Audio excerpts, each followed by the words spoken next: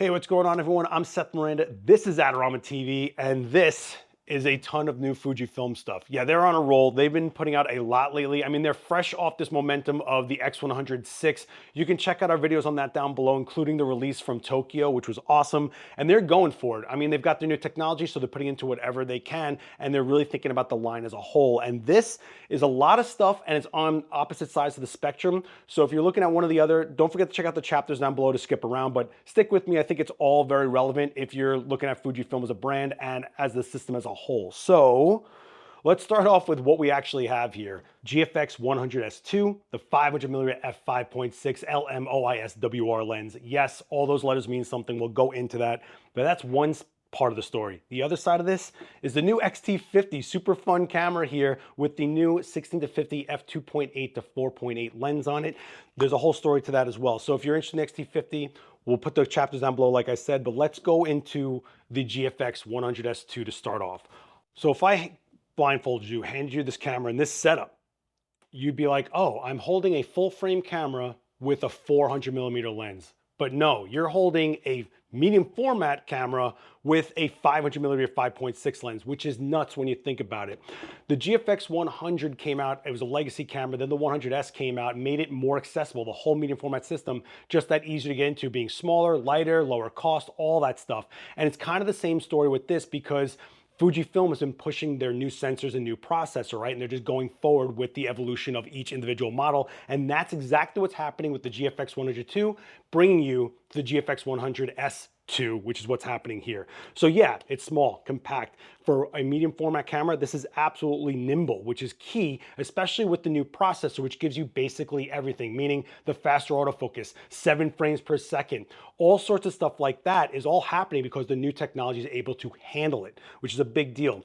You've got a lot of things that you're capable to do with this camera now that you can just think of it more in a full frame sense because it is that much more easy to handle. And this is GFX. The story with GFX has always been image quality. You're talking about 16-bit RAW files, gets down to ISO 80. You got 30% increased dynamic range, just like the GFX 100 II, and HEIF 10-bit along with that 400 megapixel pixel shift. If you want to go that route, you've got it here with the image quality coming out of the GFX 100S II.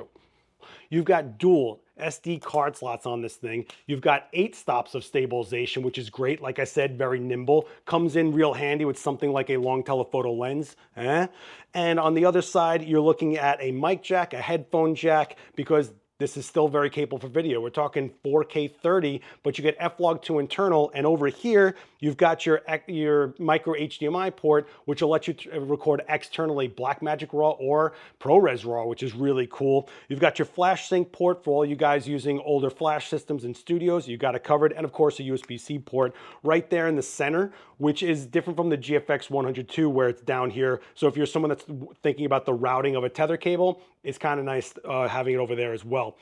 You've got yourself a condensed unit here, which means unlike the GFX 100 II, no vertical grip. If you're into it being compact, you're not going to be looking for that grip anyway, and that's kind of where this is what it is. The EVF doesn't remove like the GFX 100 II, but again, if the story for you is to keep it small, compact, and nimble, it's here for you, and you're getting the new processor, faster autofocus, subject detection, and you're even getting the new Reala Ace, which is what we saw in the X100 which is pretty nice. I find it personally to be one of the most accurate color profiles within the Fujifilm system, so if you're looking for that, it's a really nice thing to check out if you've been looking for more of a really accurate commercial color base. That's where I kind of use it. So when you look at this camera, you're kind of like, okay, this is what I get with it. And then you look at what could I do with it, and they're giving you more you can do with it with something like a 500mm f5.6. Look at this thing. Take this off, watch, boom. Look how small this is. I know I'm like sounding crazy here, but this is crazy. So you have a 500mm f5.6 LMOISWR. LMNOP QRS, right? What do those letters mean? LM, linear motor, fast moving motors, getting you the focus you need when you're at that long reach. OIS, optical image stabilization, which gives you stability within a long telephoto lens, working with the 8 stops of stabilization inside the camera body. And you got yourself a fighting chance out there when you're shooting so long and things feel so magnified. And WR, weather resistant. So if you're someone that's going to go out there in the elements, shooting sports, wildlife, whatever, you can feel rest assured that it's rugged and able to handle that. And let's say you want to get some more reach. Well, it's compatible with a 1.4 teleconverter. So if you're trying to put in your headspace like what this lens kind of feels like as far as telephoto reach, think of it more like, I felt personally, it gave me the field of view, not the equivalency. It's like more of like a crop kind of a thing, of a 400mm lens. So it feels like a 400mm lens field of view, but you're shooting to a medium format system. This is awesome. I mean, I think I said back in the Adorama Rewind days that medium format was going to get closer to a full frame feel, meaning smaller, compact, lower cost, more accessible. And I think the GFX100S II is doing that. And then you're throwing in telephoto glass that's an option like this. It's just giving you more and more use applications for medium format, as opposed to what we all used to think of it as a slower, clunkier type format that you'd use in studios. Look at this. I could totally take this out and go do whatever I want, which is kind of what I did here in the street, right? I went and shot Cadence here in the street. She's a hardworking actress here in New York, and she's always out front going, I need new photos because I keep changing my look. Well, let's go, Cadence. Let's see what we can do. So I shot this entire set on the 500mm f5.6 on the GFX100S II. And you can see what type of separation you get in the street when I'm shooting with the 500 down the block. I think you can actually tell in this B-roll how far away I am from Cadence to get these almost head to toe look. I didn't want to go too far because why? And you can see how she just pops off of that frame. I wanted to see how much I could get in there going closer, stepping closer to Cadence. And I went for some portrait looks with this lens. And yeah, it's a long lens and you're going to have a minimum focusing distance at some point, but I still feel it was definitely able to get me in there to get that portrait look that I would want. But let's say you're shooting with this thing and you want to, I don't know, not have the focus travel all over the place and work even faster. Well, on the side of the lens, you've got a focus limiter switch, full to 5 meters to infinity. So if you don't want it using the entire travel of the lens barrel, you can limit that and make it even faster. So if you're far away shooting sports or whatever, you're okay. You can actually handle this lens down to where you want it to be. You could turn off the stabilization with the flick of a switch on the lens itself. Some people tend to do that if they find that it's like fighting a tripod or something like that, because sometimes stabilization can do that. And you've got autofocus preset switch here, which is kind of nice, especially if you're in a fixed position like shooting sports. Like let's say you want to know you have a focus point ready to go on the finish line of a race. You can set an autofocus preset there and then go and shoot however you're going to go, and then go right to that preset that you had set and you're good to go. On the edge of the ledge, you've got custom buttons all over it. They're all the same settings. So like however you hold the lens, you can hit that custom button to whatever you want to set it to. If you're someone into telephoto lenses, you know what you're going to put there as your custom, but you can program it to whatever you want. And just as a side note, while I was using this, because I personally use the GFX100 II, I'm very used to the internal custom buttons inside the grip. That has 2. This has 1. So if that's something that you're used to, that's something to keep in mind. So I think a lot of people might look at this, if they do own a GFX100 II, as a secondary camera, you know, something that's like a backup or for a second shooter for some reason, because it's just that much easier budget-wise. Just know that that's one of those differences. And the other difference you're probably going to see is that it's dual SD instead of just CFB and SD that you would see on the GFX100 II. Just something I think you should know about. But overall, this feels familiar. There's nothing, when I pick this up, I go, oh, I'm lost. Menus feel the same. The look feels the same. The only thing I noticed that felt significantly different was from the 100S, speed. I mean, autofocus there, recognizing eyes there. And it's that same processor that you've been seeing in all the newer Fujifilm cameras. And it's great to see it here that the whole line is getting updated. So overall, that is one of the most nimble medium format setups I've ever used personally. So if you have any more questions about specific specs or anything about the GFX100S II or the 500mm GF5.6, links will be down below for that.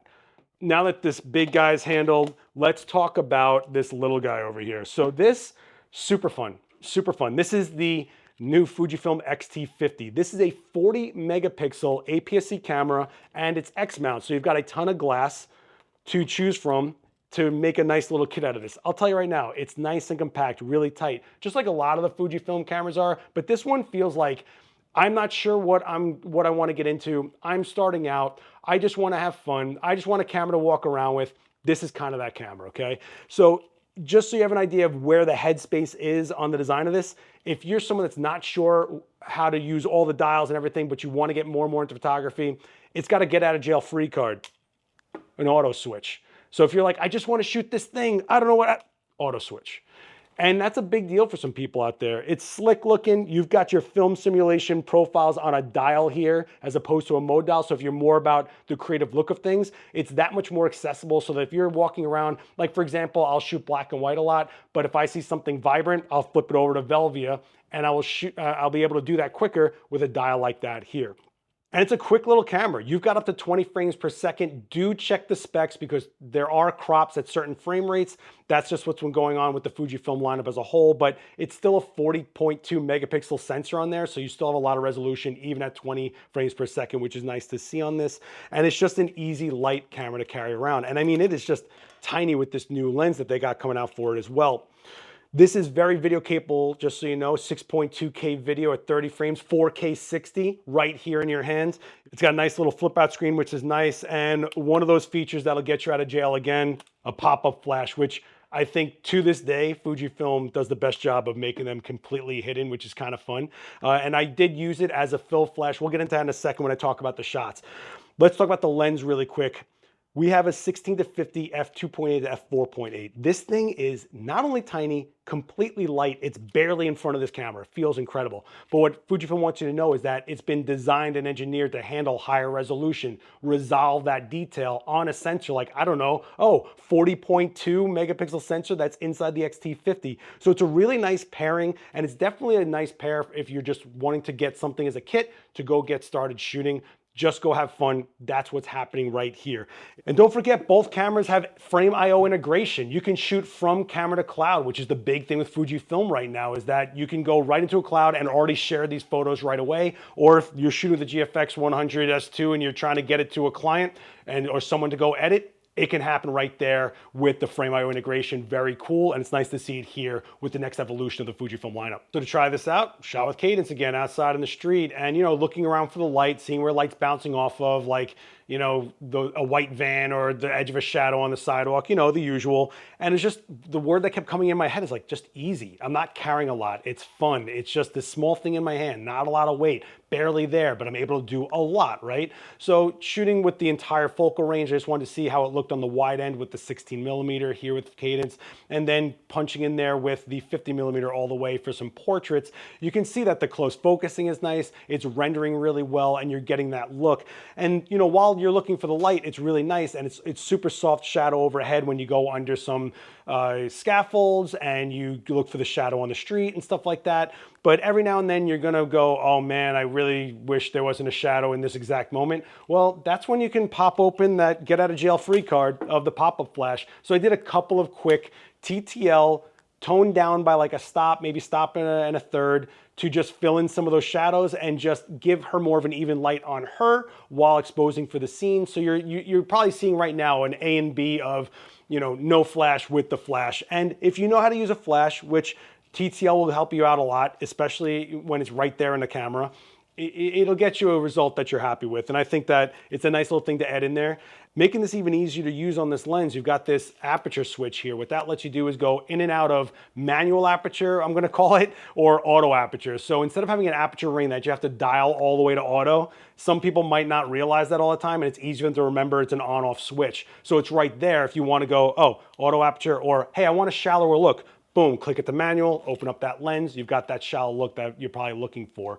Overall, this was a super fun camera to use, and I think it's gonna be a nice addition to people that are looking to get into photography. It's actually a really good looking camera in my opinion, and it definitely has a lot of capability as far as video, a lot of resolution, small and compact, and just like I said, easy, especially if you're not sure what's going on and there's just a specific moment you wanna get, click it to auto and just get it, okay? So no ego camera here, let's put it that way. So this was a lot, guys. I know there's a ton of shots that you're probably seeing in this video right now because we shot a ton to give you as many examples as we can out of the GFX100S II with the 500mm f5.6. LMOISWR lens, and also shots showing you guys the X-T50 with the new 16-50 f2.8 to 4.8 lens. There is a lot more to talk about with these cameras, so do yourself a favor, check out the links down below for full specs if you have any questions about any specific stuff like that. If you have any questions about my use case with it in the short time I had with it, hit me with a comment down below. I will do my best, as always, to answer those comments. Don't forget to like, share this video around, hit subscribe, and the bell so you get notified when I put up my videos like this. And we'll see you next time. Later.